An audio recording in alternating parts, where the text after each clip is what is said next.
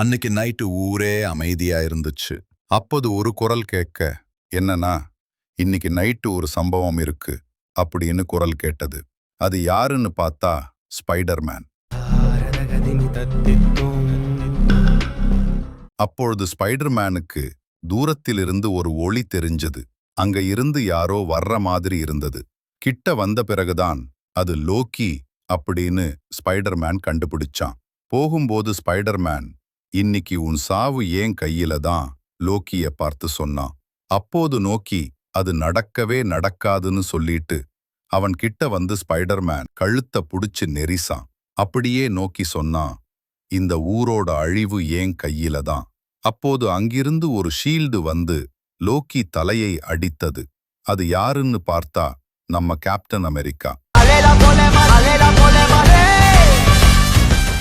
அப்போ captain America சொன்னா, இந்த ஊர் அமைதிக்கு மற்றும் ஊர் மக்களுக்கு என்று சொன்ன பிறகு கேப்டன் அமெரிக்கா நோக்கியை பாய்ந்து பாய்ந்து அடித்தான். அப்போது ஸ்பைடர்மேன் சேர்ந்து நோக்கியை தாக்கினான். அதோடு நோக்கி 18வது மாடியிலிருந்து கீழே விழுந்து இறந்தான்.